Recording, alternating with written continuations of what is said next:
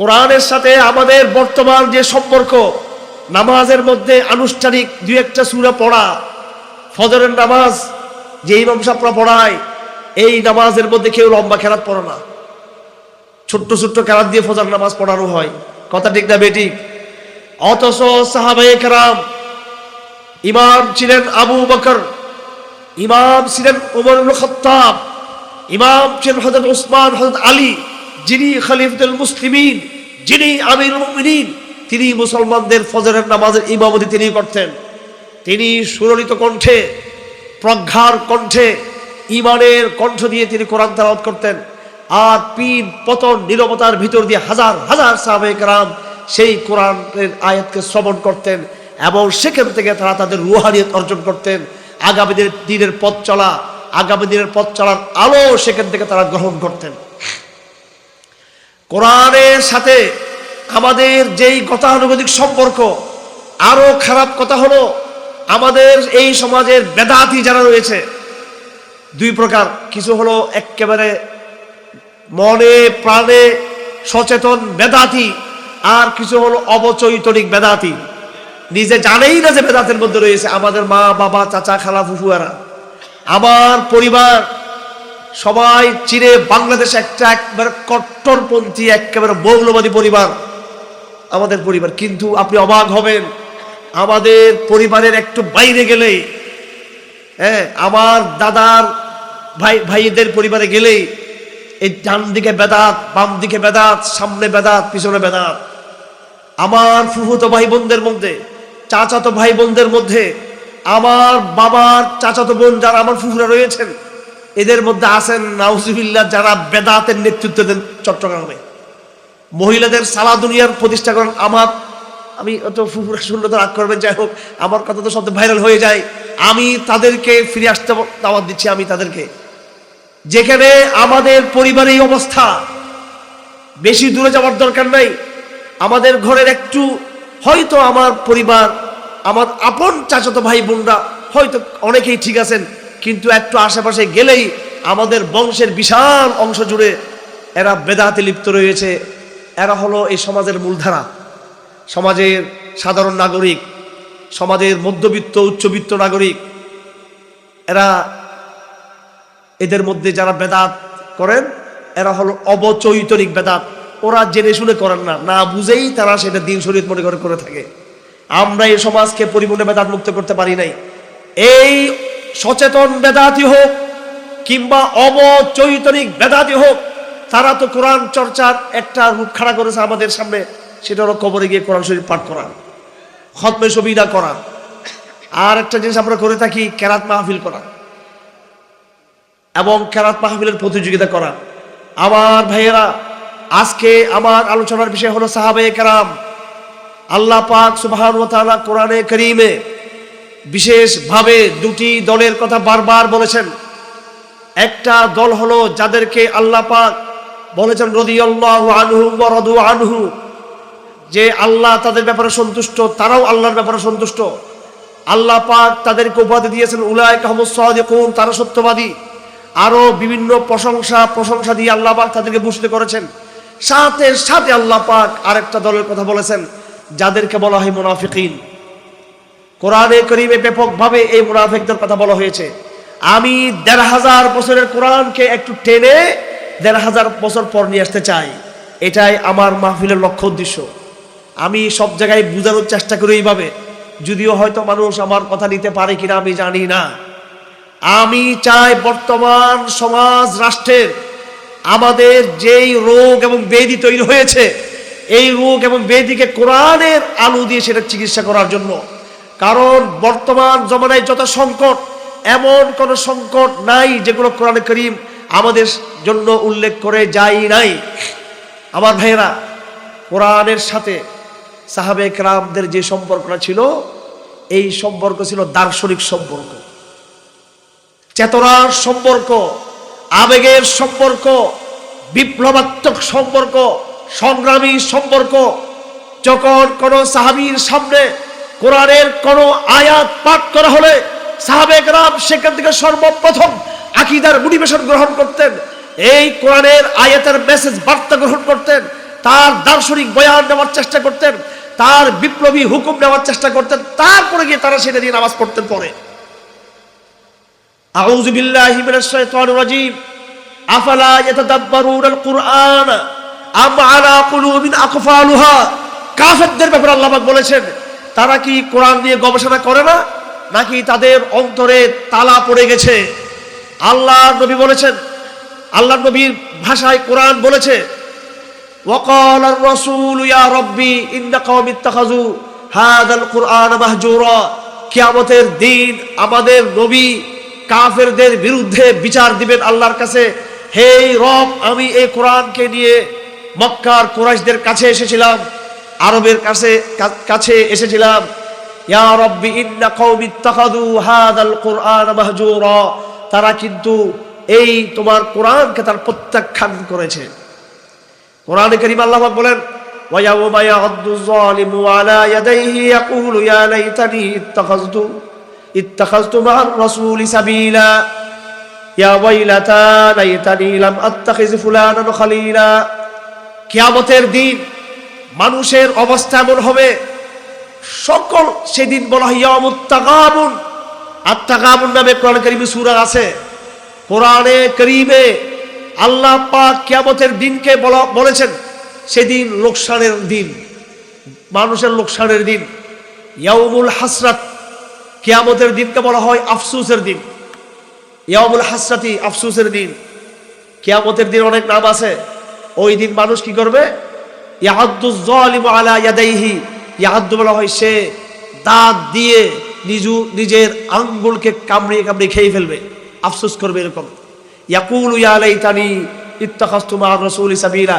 High আফসোস, আমি কেন আল্লাহর রাসূলের কথা শুনলাম না। ইয়া ওয়াইলাতা লাইতানি লাম আত্তাখিজ ফুলানান খালিলা। হাই আফসোস, হাই আফসোস, হাই আফসোস, আমি কেন পরিবেশ বন্ধু বান্ধবদের তালে চলেছিলাম। আমি আপনার মোবাইল নিয়ে সেদিন আপনাকে আফসোস করতে হবে। আপনার রাজনৈতিক সংগঠন যেটার কর্মী হয়েছেন, যে রাজনৈতিক সংগঠন আপনাকে দিন প্রতিষ্ঠার মেহনত থেকে দূরে রেখেছে, তার জন্য আপনাকে আফসোস করতে হবে। আপনার ক্যারিয়ারের জন্য আপনাকে আফসোস করতে হবে, যে ক্যারিয়ার আপনাকে কোরআন থেকে বিচ্যুত রেখেছে। আপনাকে আপনার সেই চাকরির জন্য, সেই পদবীর জন্য, সেই ক্ষমতার জন্য, সেই ব্যবসার জন্য, সেই পরিবারের জন্য আপনাকে আফসোস করতে হবে, যারা প্রত্যেকেই আপনাকে কোরআন থেকে বিচ্যুত রেখেছে। আপনাকে ইয়া ওয়াইলাতা লাইতানি লাম আত্তাখিজ ফুলানান খালিলা লাকাদ আযাল্লানি আনিজ যিকরি বা'দা ইয জাআনি। এই পরিবেশ, এই ক্যারিয়ার, এই স্টাডি, এই জীবন, এই কমফোর্ট, এই এনভায়রনমেন্ট, এই পরিবেশ আমাকে পথভ্রষ্ট করেছে কোরআন থেকে। ইয জাআনি ওয়া কানা আশ-শাইতান লিল ইনসানি খাজুলা। শয়তান নানান রূপান্তরে, নানান ডাইভার্সিটি দিয়ে মানুষকে কখনো ক্যারিয়ারের কথা বলে, কখনো চাকরির কথা বলে, কখনো পড়ালেখার স্টাডির কথা বলে, কখনো বিদেশ ভ্রমণের কথা বলে, কখনো রাজনীতির কথা বলে, অর্থনীতির কথা বলে, দেশ গঠন, পুনর্গঠন। এখন শব্দ পুনর্গঠন, আগে ছিল উন্নয়ন। এক এক সময় এক এক শব্দ আমাদের সামনে আসবে, এক এক শব্দ দিয়ে আপনাকে শরীয়তের এজেন্ডা থেকে, কোরআনের বয়ান থেকে আপনাকে দূরে রেখেছে। আর যখন আপনি বিপদে পড়ে গেলেন কিয়ামতের দিন, আল্লাহ বলেন ওয়া কানা শাইতান লিল ইনসানি খাজুলা। শয়তান আপনাকে বিপদের সময় সাহায্য করবে না। আরবিতে খাজুল বলা হয়, খাজাল বলা হয় সাহায্যের সময় সাহায্য না করা। এটা হবে আমাদের দশা। একবার আমাদের নবীজি সফরে বের হলেন। আবু দারদা বলেন, হঠাৎ সফরে আমরা দেখলাম নবীজিকে আসমানের দিকে তাকিয়ে রইলেন। কিছুক্ষণ পরে তিনি বললেন, হাযিহি আওয়ানুন ইখতালাসু ফিহা আল-ইলমু। তিনি সাহাবাদের উদ্দেশ্যে বললেন, এমন এক সময় আসবে, বর্তমান সময়, এই সময়টাতে এলম এবং কোরআন মানুষ থেকে উঠে যাবে। সেই সময় জিয়াদ বিন লাবিদ আল আনসারী নামক একজন সাহাবী বলে উঠলেন, ইয়া রাসূলুল্লাহ, কোরআন কিভাবে আমাদের কাছ থেকে উঠবে? আমরা তো কোরআন চর্চা করি, পড়ি, আমাদের বাচ্চাদেরকে এখন থেকে আরো বেশি কোরআন শিক্ষা দিব, কোরআন পড়াবো। আমাদের নবীজি বললেন, হে জিয়াদ, আমি তোমাকে মদিনার জ্ঞানী মানুষ মনে করতাম। ইয়া জিয়াদ লাউ কুনতু আউদ্দুকা মিন ফুকাহাইল মাদিনা। আমি তো তোমাকে জ্ঞানী মনে করেছিলাম। হে জিয়াদ, তুমি কি ইতিহাস থেকে শিক্ষা নাও নাই? ইংরেজি ভাষায় একটা কথা আছে, the longer you look back, further you can look ahead. তুমি যত বেশি তোমার অতীত দেখবা, যে ব্যক্তি যত বেশি অতীত ইতিহাস সম্পর্কে পড়াশোনা করবে সে তত বেশি দারুণ রাজনীতি করতে পারবে। সে কথা বুঝছেন? অতীত ইতিহাস যত বেশি পড়বেন, আমি আলহামদুলিল্লাহ চেষ্টা করেছি খুব বেশি করে ইতিহাস পড়ার জন্য, সেটি ইসলামের ইতিহাস হোক, ইসলামের আগে হোক। আপনি যত বেশি ইতিহাস পড়বেন এবং বিগত পতিত বাংলাদেশের লেডি ফেরাউন, তার একটা বড় অবদান আছে আমার উপরে। সেটা হলো তিনি কারাগারে 5 বছর আমাকে ঠেলে দিয়ে কোরআনের সাথে সম্পর্কটা জুড়িয়ে দিয়েছেন। বুঝেন নাই মনে হয়? বুঝবে না তো, এই বাঙালি কথা নিতে পারে না। কথা নিতে পারে সুট্টু দিয়ে বললে, মিথ্যা জাল হাদিসের কথা বললে তখন সেটা নিতে পারে। অখাদ্য অভ্যাস হয়ে গেছে। চিপস ভালো লাগে, চকলেট ভালো লাগে, ভেজাল ভালো লাগে, তেলের খাবার এগুলো ভালো লাগে। আমাদের ভালো ভালো খাবার ভালো লাগে না। আমাদের ওয়াজে কোনো রস টস নাই ভাই, এখানে কোনো চপচপ নাই। এখানে কথাগুলো হচ্ছে ডাইরেক্ট কথাবার্তা, স্ট্রেট ফরওয়ার্ড কথা। 1300 বছর আগের কথা, 1400 আগের কথা, রসুলের কথা, ওইভাবে আপনাকে গড়ে উঠতে হবে। আর যেভাবে ভেজালে ভেজালে বাজারে, দোকানে, হোটেলে আমাদের ইমান আকীদা সবটাই ভেজাল। আমাদের রাজনীতিও ভেজাল, খাদ্য ভেজাল, শিক্ষা সব ভেজাল আমাদের। কথা ঠিক না বেঠিক? এই ভেজাল বাঙালিকে নির্ভেজাল বাঙালিতে পরিণত করতে হবে। সেজন্য কোরআনের কোনো বিকল্প নাই। এই ভণ্ডামি ছাড়তে হবে। ভণ্ডামিতে আমাদের নেতারাও লিপ্ত আছে। বড় বড় কথা বলে তারপরে আমি নাই, এরপরে সবাইকে গরম করে দেয়। ওইসব ছাড়তে হবে, কথা বলতে হবে। যিনি কথা বলেছেন তাকে সত্যবাদী হয়ে তিনি নিজেই আগে তাকে কোরবার জন্য নিজেকে পেশ করতে হবে। এরপর জনগণ তাকে কোরবার জন্য পেশ করবে। যাই হোক আমার ভাইয়েরা, সলিউশন ইজ কোরআন। আমি এটাই বলতে চাচ্ছি। সমাধান কি? কোরআনের সমাধান, এটাই বলতে চাচ্ছিলাম। তো যাই হোক, আল্লাহর রাসূল বলেছেন, হে সাহাবী, তুমি যে বলতেছো আমি যে বললাম কোরআন চলে যাবে, তুমি বললা যে কোরআন যাবে না, আমরা কোরআন চর্চা করব। হে আমার সাহাবী জিয়াদ, শোনো, তোমাদের আগে আরেকটি মুসলিম সম্প্রদায় ছিল, তাদের নাম বনী ইসরাইল। এবং তোমাদের মতো আমি মুহাম্মদের মতো একজন নবী আসছিল, তার নাম মুসা। এবং তোমাদের কোরআনের মতো কিতাব এসেছিল, সেটা হচ্ছে তাওরাত।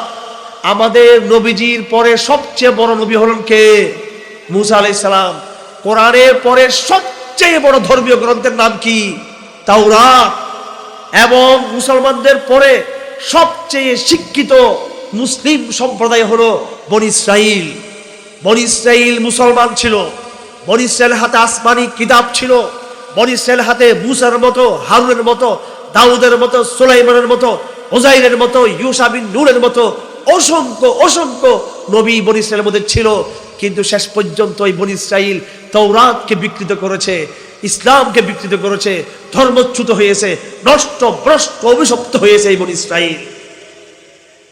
এই জন্যই তো আমাদেরকে সূরা ফাতিহা দেওয়া হয়েছে। এই জন্য আফসোসের বিষয়, স্কুল, কলেজ, বিশ্ববিদ্যালয়ের কথা কি বলবো, স্বয়ং আমাদেরকেও শুধু এতটুকু বলা হয়েছে, মাগদুবি আলাইহিম ওয়ালাদ-দাল্লিন, যেটা সূরা ফাতিহাতে আছে। শুধু এতটুকু বলা হলো যে মাগদুব আলাইহিম মানে অভিশপ্ত মানে ইহুদি, দাল্লিন মানে খ্রিস্টান, এটা বলে শেষ। আমাদেরকে এই রহস্য উন্মোচন করা হয় নাই। নতুন এক সিলেবাস দরকার আমাদের। এই মাদ্রাসার পাঠ পদ্ধতি আবার নতুন করে গোছাতে হবে। যে কিতাবগুলো আছে যথেষ্ট কিতাব, ঠিক আছে। আমাদের শিক্ষকদেরকে দেওবন্দের আকাবের যারা, তারও আগে যারা ভারতবর্ষের আকাবের, তারও আগে যারা সাহাবে কেরাম যেইভাবে কিতাব পড়াতেন ওইভাবে পড়াতে হবে। খালি গ্রামাটিক্যাল পদ্ধতিতে পড়ালে হবে না। খালি গ্রামার গ্রামার ব্যাকরণ ব্যাকরণ ব্যাকরণের নাম দিয়ে আমরা কোরআনের মূল দর্শন থেকে আমরা বহু দূর সরে গিয়েছি। আমরা সূরা ফাতিহা কেন নামাজে বাধ্য করা হলো, একবারও কি ভেবেছি? কেন সূরা ফাতিহাকে প্রত্যেক সলাতে, নফল হোক, ফরজ হোক, ওয়াজিব হোক, সুন্নত হোক, রাতের নামাজ হোক, দিনের নামাজ হোক, প্রত্যেক রাকাতে রাকাতে রাকাতে রাকাতে সূরা ফাতিহা বাধ্য করা হয়েছে কেন? হানাফি মাযহাব ছাড়া অন্য মাযহাবে সূরা ফাতিহা পড়া ফরজ, আর হানাফি মাযহাবে সূরা ফাতিহা পড়া ওয়াজিব। কেন এই বিশেষ একটা সূরাকে ওয়াজিব করা হলো? আর সূরা ছিল না? আরো তো ভালো ভালো সূরা ছিল, আয়াত ছিল। আয়াতুল কুরসি ছিল, সূরা ইখলাস ছিল, সূরা বাকরার শেষ আয়াত ছিল, সূরা হাশরের আয়াত ছিল। কিন্তু সূরা ফাতিহাকে কেন বাধ্য করা হয়েছে? রহস্যটা কি? এই রহস্য হলো এখানে সূরা ফাতিহার শেষ দিকে গিয়ে ইহদিনাস সিরাতাল মুস্তাকিম, 1 নম্বর সিরাতাল্লাযীনা আন'আমতা আলাইহিম 2 নম্বর, গায়রিল মাগদুবি আলাইহিম ওয়ালাদ-দাল্লিন 3 নম্বর, হে রব আমাকে সিরাতে মুস্তাকিম দেখিয়ে দাও, ওই সিরাতে মুস্তাকিম যার উপরে আগেকার যুগের নবীরা, সালেহিনরা, মুত্তাকিরা ছিল। নম্বর 3, ওই পথ নয় যেই পথে আমাদের আগের মুসলিম সম্প্রদায় যারা বনী ইসরাইল তারা পথভ্রষ্ট হয়েছে। এবং 2 নম্বরে আরেকটা মুসলিম সম্প্রদায় ঈসা আলাইহিস সালামের উম্মত খ্রিস্টানরা পথভ্রষ্ট হয়েছে। ইসলাম ধর্মের আগে আরো 2টি বৃহত্তর ইসলাম ধর্ম ছিল, এই 2টি ধর্মের লোকরা পথভ্রষ্ট হয়েছে। আল্লাহ পাক সুবহানাহু ওয়া তাআলা মানব জাতির চূড়ান্ত কল্যাণের জন্য, মানব জাতির সাস্টেন বিধানের জন্য ইসলামকে পাঠিয়েছেন। কিয়ামত পর্যন্ত আর কোনো নতুন আসবে না, নতুন কোনো কিতাব আসবে না। সেজন্য এই উম্মতকেই ঠিক থাকতে হবে। সেজন্য আল্লাহ পাক এই উম্মতকে বাধ্য করে দিয়েছেন, তোমরা তাবিজের মতো প্রত্যেক নামাজের রাকাতে তোমরা এই দোয়াটা পড়বা, সূরা ফাতিহা পড়বা, এর উসিলায় তোমরা টিকে যাবা, তোমরা পথভ্রষ্ট হবে না খ্রিস্টানদের মতো। আজকে যে কোরআন আমাদের সামনে আছে, এটা সেই কোরআন যে কোরআন ১৩,০০০ বছর আগে ছিল। আমরা যে নামাজ পড়েছি এটা সেই নামাজ, যেই নামাজ আজ থেকে ১৫০০ বছর আগে পড়েছি। ইসলাম ছাড়া অন্য কোন ধর্ম, অন্য কোন মতবাদ পৃথিবীতে ১৫০, ২০০, ৩০০ বছরের বেশি তারা টিকতে পারে নাই, সেগুলো বিচ্যুত হয়ে গেছে। কিন্তু ইসলাম এমন এক মুআজিজা, আল্লাহ পাক সমস্ত নবীদেরকে মুআজিজা দিয়েছেন, বড় বড় মুআজিজা দিয়েছেন। ওই রকম দৃশ্যমান মুআজিজা আমাদের নবীর অত বেশি ছিল না। যেমন মূসা আলাইহিস সালামের লাঠির মুআজিজা ছিলেন, এবং ঈসা আলাইহিস সালামের মুআজিজা ছিলেন তিনি অন্ধ ব্যক্তির চোখে হাত রাখলে চোখ খুলে যেত, কুষ্ঠরোগের গায়ে হাত দিলে রোগ ভালো হয়ে যেত, মরা মানুষকে জীবিত করতে পারতেন, পাখিকে জীবিত করতে পারতেন, মাটির পাখিকে ফু দিলে জীবিত হয়ে যেত। এইসব মুআজিজা ছিল ঈসা আলাইহিস সালামের। মায়ের পেট থেকে বাহির হয়ে নবজাত শিশু তিনি বললেন, ইন্নী আব্দুল্লাহ আতানিয়াল কিতাব, আমি আব্দুল্লাহ, তিনি কথা বলেছেন যখন মানুষ কথা বলতে পারে না। এরকম দৃশ্যমান বড় বড় মুআজিজা যেটা দেখেই মানুষ অবাক হয়ে যায়। আমাদের নবীজি সাল্লাল্লাহু আলাইহি ওয়াসাল্লাম কিন্তু এইরকম দৃশ্যমান সাময়িক মুআজিজা নিয়ে আসেন নাই। আমাদের নবী এমন এক মুআজিজা আনছেন যেটা সূক্ষ্ম মুআজিজা, দেখতে কিছুই না। যেমন আল্লাহ পাক বলেছেন কোরআন শরীফ সম্পর্কে, এই কোরআন যদি মৃত ব্যক্তির গায়ে লাগানো হয়, মৃত ব্যক্তি কিন্তু জীবিত হবে না। এই কোরআন দিয়ে আকাশের দিকে তাকিয়ে থাকলে বৃষ্টি হবে তা না। আপনি কোরআন দিয়ে বাহ্যিক কোনো কাজ দিতে পারবেন না। মানুষ তো নগদ চায়, মানুষ চায় নগদ পিঠে করে চলে আসছেন। আমাদের হুজুর এশার নামাজ পড়ছেন এখানে, আর আসর নামাজ পড়ছিলেন বাইতুল মুকাদ্দাসে, ফজর নামাজ পড়ছিলেন মক্কা মুকাররমে। যত রকমের মিথ্যা কাহিনী বলে, আল্লাহু আকবার, সুবহানাল্লাহ, ইয়া আল্লাহ, আসলে কিন্তু ঘটনা কিছু সত্য না। আসলে বেশিরভাগ অর্ধেকের বেশি দেখে আসছি আমি। এগুলো জাল হাদিস কোথায় আছে আমার থেকে জিজ্ঞেস করিয়েন। আমার লাইব্রেরিতে সব জাল হাদিসের কিতাব আছে, ওখানে আমি দেখাই দিই মিথ্যা কাহিনী কোথায় আছে এখানে। এগুলো দেখে ওয়াজ করলে এত মজা লাগবে আপনার। এবং ইবনুস সালাহ হাদিস বিশারদ এবং ইবনুল হাজার আসকালানী আরো বড় বড় হাদিস বিশারদরা বলেছেন, এই ইসলামের ইতিহাসে জাল হাদিস প্রথম এসেছে ভণ্ড সুফিদের মধ্য দিয়ে। এই ভণ্ড সুফিরা কি জন্য? তারা মানুষকে ওই জুহুদের কথা বলতো, দুনিয়া বিমুখের কথা বলতো, আখিরাতের কথা বলে মানুষকে একটু কান্না আনার জন্য, মানুষের হৃদয়কে নরম করার জন্য তারা কিন্তু জাল হাদিস বানিয়েছিল। না, লেখা আছে পরিষ্কার কিতাবের কথা, হাদিসের উসুলের কিতাবে লেখা আছে। মনে কষ্ট পাইয়েন না আপনারা, মনে কষ্ট পাইলেও কিছু করার নাই আমার। এই জন্য মিথ্যা জাল হাদিস থেকে বের হয়ে এবং ভণ্ড সুফিবাদ থেকে বের হয়ে আসল সুফিবাদে যেতে হবে আমাদেরকে। জাল হাদিস থেকে বের হয়ে আসল হাদিসে যেতে হবে আমাদেরকে, কোরআনে যেতে হবে, সুন্নায় যেতে হবে। আর কোরআন সুন্নাহ বুঝার জন্য মানদণ্ড হলো সাহাবায়ে কেরাম। সত্যের মানদণ্ড, বিপ্লবের মানদণ্ড, দাওয়াতের মানদণ্ড, জিহাদ আর দাওয়াতের মানদণ্ড, ওখানে যেতে হবে আপনাকে। এই সমাজকে আপনি কিভাবে সংস্কার করবেন? এক কথায় মানুষ বলে কোরআন সুন্নাহ স্যার আমরা কিছু বুঝি না। কোরআন সুন্নাহ আপনি নিশ্চয়ই কিভাবে বুঝবেন? কোরআন সুন্নাহ কোরআন থিওরিক্যাল ব্যাপার, সুন্নাহ থিওরিক্যাল ব্যাপার। কোরআন সুন্নাহর প্র্যাকটিক্যাল চর্চা হলো ব্যক্তির মধ্যে মুহাম্মদুর রাসূলুল্লাহ আর জমাম হিসাবে সাহাবায়ে কেরাম। কোরআন আর সুন্নাহর সাথে অন্য সকল ধর্মগ্রন্থের মিল অমিল কোথায়? পৃথিবীতে আপনি লাইব্রেরিতে গিয়ে বড় বড় দার্শনিকদের বই দেখবেন, ইতিহাস দেখবেন, হিন্দুদের রামায়ণ, মহাভারত, আরো কত কিছু, কমিউনিস্টদের ডাচ ক্যাপিটাল এবং চাইনিজদের আছে মাও সেতুংয়ের বই আছে, বিপ্লবের অনেক বই, বিভিন্ন বই আছে। আমার ভাইয়েরা, একমাত্র কোরআন সুন্নাহ ছাড়া পৃথিবীর লাইব্রেরিতে যত বই আছে, ওই বইয়ের সাথে, ওই বইয়ের যিনি মূল ব্যক্তি, তার জীবনের সাথে বইয়ের কোনো মিলেই নেই, কোনো মিল নেই।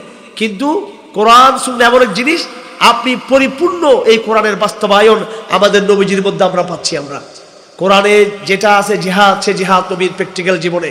কোরআনে যেটা আছে আকীদা, সেই আকীদা প্র্যাকটিক্যাল নবীর জীবনে। কোরআনে বন্ধুত্বের কথা, সেই বন্ধুত্ব প্র্যাকটিক্যাল নবীর জীবনে। কোরআনে কাফেরদের সাথে শত্রুতা, তার প্র্যাকটিক্যাল উদাহরণ নবীর জীবনে। কোরআনের শান্তি নবীর জীবনে, কোরআনের অশান্তি, লড়াই সংগ্রাম নবীর জীবনে, কোরআনের বৈবাহিক বিষয় নবীর জীবনে, কোরআনের ভালোবাসা নবীর জীবনে, প্রেম নবীর জীবনে, শত্রুতা নবীর জীবনে, কোরআনের রাষ্ট্র কথা আছে আলাপ নবীর জীবনে, কোরআনের ব্যক্তি জীবন নবীর জীবনে, সব কিছু আপনি নবীর জীবনে তার প্র্যাকটিক্যাল উদাহরণ পাবেন। এবং তার চেয়েও কথা হলো যে শুধু নবী একজন নয় সাল্লাল্লাহু আলাইহি ওয়াসাল্লাম, বরং তিনি তার মতো করে পুরো একটা জামাতকে তিনি তৈরি করে গেছেন। আগা গোড়া এরা ছিল কোরআনের জামাত, সাহাবায়ে কেরাম। সুতরাং আমার ভাইয়েরা, আমি যে বার্তা আপনাদেরকে দিতে চাই সেটা হলো, ওই যে একটা হাদিস বললাম, আমাদের নবীজি সতর্ক করে দিয়েছেন। সফরের মধ্যে হঠাৎ করে আকাশের দিকে তাকালেন আর বললেন যে কোরআন উঠে যাবে বনি ইসরাইলের মতো। অসংখ্য হাদিস কিতাবুল ফিতানা আছে যে এমন এক জমানা আসবে, মানুষ কমপ্লিট কোরআন থেকে, দিন থেকে, শরিয়া থেকে বিচ্যুত হয়ে যাবে। কয়টা উদাহরণ দিব আপনাদেরকে। নামাজের কথা বলেন, যাকাতের কথা বলেন, হজের কথা বলেন, রোজার কথা বলেন, গণহারে মানুষ এগুলো ত্যাগ করে দিয়েছে, এগুলো গণহারে ত্যাগ করে দিয়েছে। আমার ভাইয়েরা, আগের জমানায়ও আমি ইসলামের ১,৫০০ বছর ইতিহাস পড়েছি, দেখলাম এই ব্রিটিশরা ভারতবর্ষে আসার পরে যেই অকল্যাণ রেখে গেছে, ব্রিটিশরা যখন আসছিল তখনও আমার ভাইয়েরা ১০০ বছর পর্যন্ত মুসলমানরা জমাতে নামাজ পড়তো, তারা ঠিক ছিল। ব্রিটিশ আসার পরেও আমাদের মুসলিম সোসাইটি ঠিক ছিল। ব্রিটিশদের যারা দালালি করত, এই যে মুসলিম লিগেল লিডাররা, আমি এদের জীবনে পড়েছি, সেই সময়ের ব্রিটিশের দালালরা বর্তমান আওয়ামী লীগ বিএনপি চেয়ে 1000 গুণ তারা আল্লাহর বুজুর্গ ছিল ব্রিটিশের দালাল। কিন্তু এই জমানার, আপনারা রাগ করিয়েন না, আবার দলের নাম নিচ্ছি, পাকিস্তানের মুসলিম লীগ, পাকিস্তান পিপুলস পার্টি, সৌদি আরবের রাজা বাদশাহ, বাংলাদেশের বিভিন্ন রাজনৈতিক দল, এগুলোর চেয়েও ওই সময়ের ব্রিটিশের তারা একটু তাল মিলে তো ব্রিটিশের সাথে আর অনেক ভালো ছিল। ব্রিটিশও এসে মুসলমানদেরকে এইভাবে মসজিদ থেকে কোরআন থেকে বিচ্যুত করে নাই। মুসলমানরা ব্রিটিশরা চলে যাওয়ার পরে যখন তারা একটা শিক্ষা ব্যবস্থা দিয়ে গেল আমাদেরকে, এই শিক্ষা ব্যবস্থা দেওয়ার পরে তারা ধীরে ধীরে ধীরে ধীরে এমনভাবে সমাজকে পরিবর্তন করলো, এই শিক্ষা ব্যবস্থা আমাদের এই সমাজকে আনুষ্ঠানিকভাবে একটা মুরতাদ সমাজ বানিয়ে ফেলেছে। আমাদের ঠিক তো আর বলবেন না এটা, কারণ গায়ের ফললে ওষুধ আর কেউ ঠিক বলে না। এখন যদি ইসকন নিষিদ্ধ করো, ঠিক করে চিল্লা আকাশ ফাড়ে ফেলবে। এখন ইসকন নিষিদ্ধ করা হেরাম আপনাদের নাই, যুদ্ধ করার শক্তি আপনাদের নাই, আমি বলে দিলাম। কি করবেন আপনারা?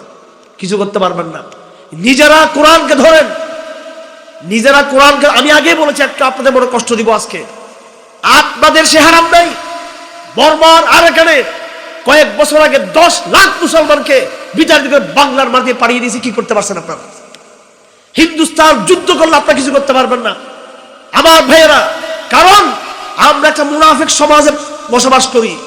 ডানে মুনাফিক, সামনে মুনাফিক, বামে মুনাফিক, চতুর্দিকে আমাদের মুনাফিক, শিক্ষা ব্যবস্থা মুনাফিকি। আগামীকাল সকালবেলার চিত্রটা কি বলেন? ফজরের সময় এই লক্ষ্মীপুরে কয়টা ফজরের নামাজের মসজিদ আবাদ হবে আমাকে বলুন। আমাদের তরুণরা ফজরের সময় কোথায় থাকবে? এই তরুণ প্রজন্ম বিশ্বাসঘাতক তরুণ প্রজন্ম, এরা বেঈমান তরুণ প্রজন্ম, যারা ফজর নামাজ মসজিদে পড়তে আসে না, মুনাফিক, বেঈমান, দাজ্জালের সৈনিক। তাকে দিয়ে ইসলামের কোন স্বপ্ন দেখা যায় না। ইসকনের তারা কিছুই করতে পারবে না। তারা, আপনি ঠিক বলেন না, এখন ঠিকটা ছোট হয়ে গেছে, আমি জানি ঠিক ছোট হবে। এই জন্য আমি আপনাদের কানে তাওহীদের আওয়াজ দিতে এসেছি। আসুন একটা যুদ্ধ শুরু করুন। এই যুদ্ধ আপনি আপনার বিরুদ্ধে করবেন। আপনি মুনাফিক হয়ে গেছেন, করতে বেরিয়ে আসুন। আপনি জানেন আমার তরুণদেরকে ঘর থেকে বের করুন। যতক্ষণ পর্যন্ত আমাদের সমস্ত মসজিদগুলোকে, স্কুল কলেজের ছেলেরা, এলাকার যুবকরা, বেকার যুবক হোক, চাকরিজীবী যুবক হোক, তরুণরা গিয়ে সমস্ত মসজিদকে আবাদ করে দিবে না, ততক্ষণ এই মুনাফিক সমাজ দিয়ে বাংলার জমিনে অত অবশ্যই ভারতবর্ষ ইসলাম আমরা কায়েম করতে পারবো না। আমরা জুমার দিনে নামাজ পড়বেন, জুমার দিনে নামাজ পড়তে আসবেন, মসজিদ ভরে যাবে। এরা কি ফেরেশতা নাকি আসমান থেকে এসেছে? ওরা কারা? যেই জুমার দিনে আমাদের মসজিদ ভরে যাচ্ছে তারা কারা? তারা তো আমাদের এই সমাজের লোক। ঈদের সময় মাঠ ভরে যাচ্ছে তারা কারা? এই সমাজের লোক, তারা তো আর ফেরেশতা না। সুতরাং এই চরিত্র থেকে বেরিয়ে আসতে হবে। আপনারা নিজে রাগ করতে পারেন, আমি কঠিন কথা বলেছি, আপনি বুকে হাত দিয়ে বলুন, এই বিগত রমজান শেষ হওয়ার পর থেকে এই পর্যন্ত আমরা কয়জন কোরআন শরীফ কয়বার খতম দিয়েছি? আমরা তাহাজ্জুদের নামাজ তো দূরের কথা, কয়জনের পকেট মিসওয়াক আছে আমাদের? আমার ভাইয়েরা, আগামী দিন আরো কঠিন সময় আসতেছে। শুধু একটা জবাই দেখেছেন, হিন্দুস্তান গণহারে জবাই করার স্বপ্ন দেখতেছে। এই গণহারে জবাই করার ঠেকাতে আপনি পারবেন না, কারণ আল্লাহ রাসূল বলেছেন, কি বলেছেন? তিনি বলেছেন, ওয়ালা ইয়ানজিআন্নাল্লাহু মিন সুদুরি আদুবিকুম মাহাবাতা মিনকুম। আমি পুরো হাদিসটা একটু বলি আপনাদেরকে, তাহলে বুঝবেন। হযরত সাওবান, ইনি রাসূলুল্লাহর এই মাওলা রাসূলুল্লাহ সাল্লাল্লাহু আলাইহি ওয়াসাল্লাম, রাসূলুল্লাহর আজাদকৃত যারা দাস ছিল সেরকম কিছু দাস ছিলেন। তিনি বলেন, রাসূলুল্লাহ বলেছেন, ইউশিকুল উমাম ওয়া তাদা আলাইকুম, সমগ্র জাতি একদিন তোমাদের বিরুদ্ধে ঐক্যবদ্ধ হবে। তখন সাহাবায়ে কেরাম জিজ্ঞাসা করলেন, ইয়া রাসূলুল্লাহ, আমরা কি সেদিন সংখ্যায় কম থাকবো? ভালো করে শুনুন, এই হাদিসটা আমাদের সময়ের সাথে যাচ্ছে কিনা। সাহাবী জিজ্ঞেস করলেন, সকল জাতি আমাদের বিরুদ্ধে ঐক্যবদ্ধ হয়ে আমাদেরকে পিছিয়ে ফেলবে, আমরা কি সংখ্যায় কম থাকবো? রাসূল বললেন, না, ওয়ালাকিন্নাকুম কাসীর, তোমরা কিন্তু সংখ্যায় বেশি হবা, কিন্তু বেশি হলেও লাভ নাই। ওয়ালাকিন্নাকুম গুসাউন কাগুসাইস সাইল, তোমরা হবা ওই যে সমুদ্রের পানির ঢলের যে খড়খড় আছে, সে খড়খড়ের মতো। কথা ঠিক না বেঠিক? আমাদের মিছিলের ডাক দিলে মিছিল এই ভিডিওতে কভার করা যায় না। কথা ঠিক না বেঠিক? আমাদের শীতকালে পুরো সমগ্র বাংলাদেশে ওয়াজ মাহফিলের জয় জয়কার, প্যান্ডেলগুলো আবাদ হয়েছে। আজকে বছরের পর বছর মাহফিল চলতেছে, বছরের পর বছর তাবলীগ জামাতের কাজ চলতেছে, বছরের পর বছর কওমি মাদ্রাসা থেকে হাজার হাজার ছাত্র পাস হচ্ছে। আর কি লাগে? আর কি লাগে? কেন এই সমাজকে বিগত 50 বছরে, 100 বছরে, বিগত দিনে এত কাজ হচ্ছে, এত কথা হচ্ছে, এই সমাজকে বদলাতে পারলাম না কেন? একটা আইন সংবিধান যুক্ত করতে পারলাম না। 1 ইঞ্চি মাটিতে বাংলাতে আমরা ইসলাম কায়েম করতে পারলাম না। এত স্পর্ধা কাদের? এনজিওর সংখ্যা কয়জন? কয়জন আছে এনজিওর সংখ্যায়? তারা এই দেশ চালাচ্ছে, প্রথম আলো দেশ চালাচ্ছে, ডেইলি স্টার দেশ চালাচ্ছে, ভারত আমেরিকা তাদের দালালদেরকে দিয়ে বাংলাদেশ চালাচ্ছে।